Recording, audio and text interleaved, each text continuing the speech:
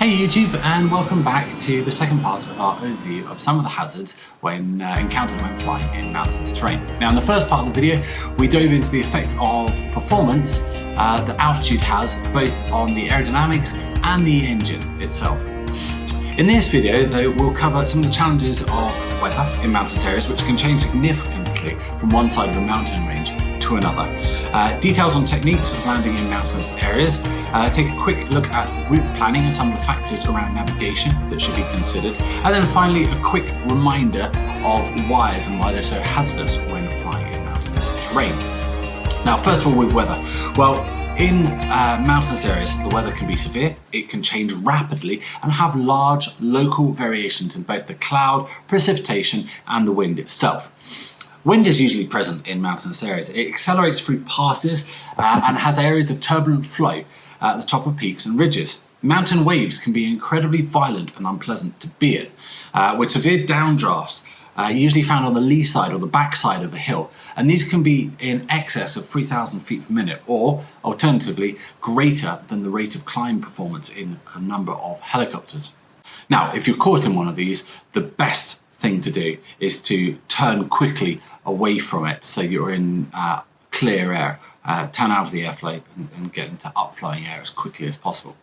Now you can always look out for the distinctive lenticular cap clouds that sit on the top of clouds themselves, and that can indicate the presence of strong rotors. So these are vortices of wind on the backside of a mountain range, behind and below a mountain top. Now rotors can sometimes be recognised by the small, ragged, wispy bits of cloud beneath a mountain wave cloud itself. However, beware. If there's insufficient moisture in the atmosphere for clouds to form, then these rotors can well be invisible. Surfaces that are exposed to sun or local sea or lake breezes can create localised winds. Anabatic winds, winds that flow up the mountain, or katabatic winds, a flow of air down the mountainside that may not be experienced at a higher level, can be present and obviously lead to a false sense of security or disrupt any arrangements you've made for landing in a certain direction where you think you're heading into wind towards the landing site. Now coming on to route planning, even navigating can be more of a challenge in mountainous areas. You may only be able to see the valley in front of you. Cloud may obscure the sides and the hills of the valley, preventing you from climbing to get a better perspective, or indeed the aircraft performance may not allow you to climb over the top of the mountain range to be able to see where you are in relationship to other features.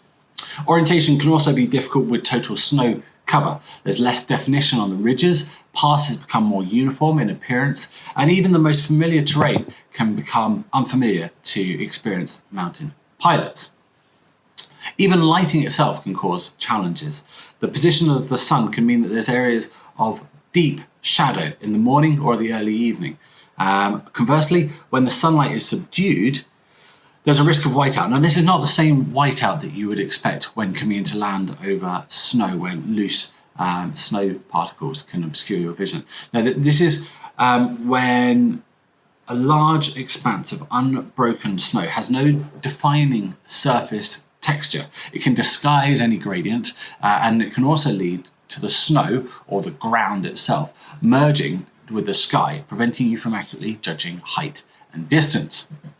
When flying mountains, it's always important to have an escape route to ensure that you have the performance to climb over a ridgeline or the turn radius to do a 180-degree turn and an escape out of a valley if visual references or turbulence makes further progress unsafe.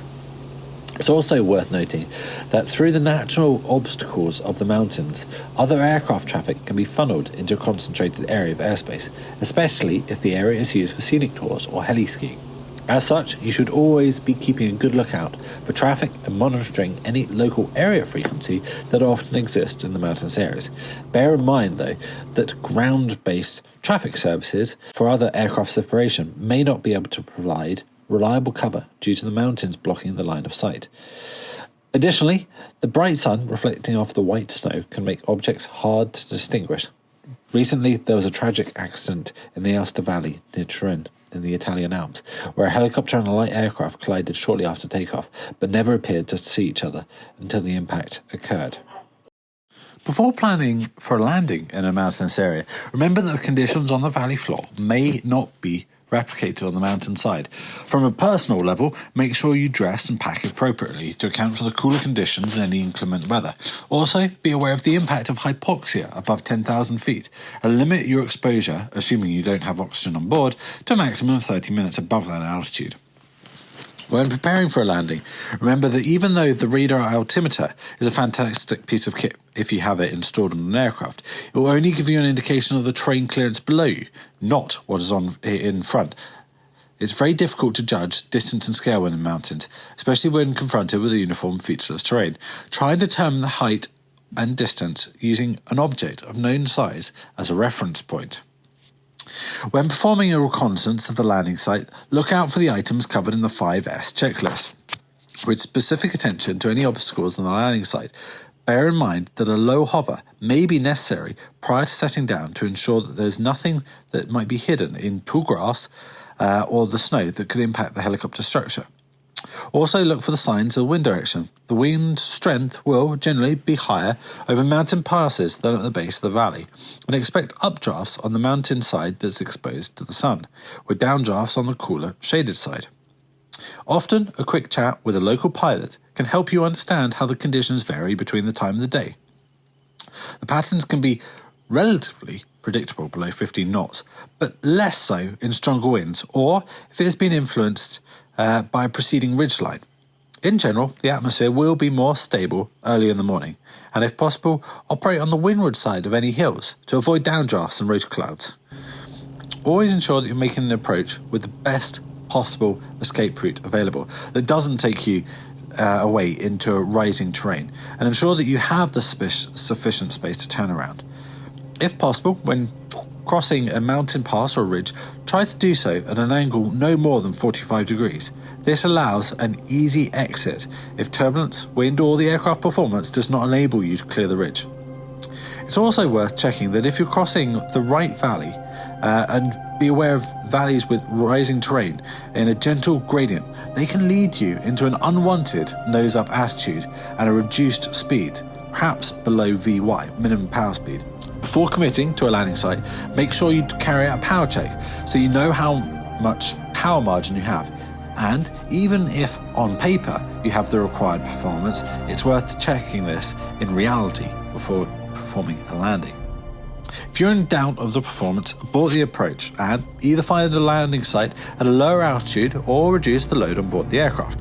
For example, disembark passengers, cargo, equipment back at base, or burn off additional fuel to lighten the helicopter. If you reach the maximum power available, any subsequent increase in the collective will cause a droop in the rotor RPM. When operating with a low power margin, avoid sudden decelerative attitude changes. It's also good practice to ensure that the aircraft windshield is cleaned of any bugs or dirt prior to flight. Don't assume you'll be the only one operating the area, and hiding behind every bug splatter could be another aircraft, wire, or an object. In the low reconnaissance, check again for wires or obstructions on the landing site, for example, supporting structures or poles. When it comes to the departure, try and use the same path as the approach as best as possible, and this will keep you away from any unseen wires. Unfortunately, wire strikes remain the number one cause of fatal helicopter accidents. Only recently, even in non-mountainous terrain, a Royal Air Force Chinook recently struck a number of wires in Wales. Fortunately, on this occasion, they were able to land the aircraft. A number of the conditions and hazards that we face when flying in mountains can be replicated within a flight simulator, and this provides a great opportunity for pilots to learn and indeed to make mistakes in a safe training environment. Now, we've done a video on helicopter flight simulators in 2020, so if you're interested in virtually flying around, just click on the link on the top right hand side for our recommendations on the top 5 simulators on the market at the moment. Well, that brings us to the end of part 2 of our video on mountain flying. Hopefully it has given you some insight into some of the challenges that exist when flying in the mountains, but please do bear in mind There are pilots that have dedicated their entire careers to learning to fly safely in the mountains. So if you are interested in flying, then please do seek out an instructor who is familiar with the local terrain and mountainous areas that you look to fly in.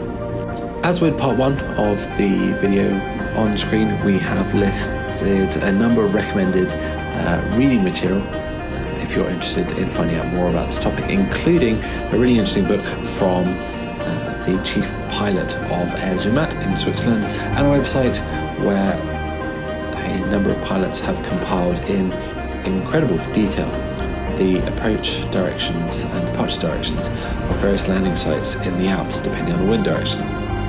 There's also a link to a video prepared by the New Zealand CAA about mountain flying. You can keep up to date with us further via Facebook, LinkedIn and Instagram, following @AB Helicopters. And until next time, take care.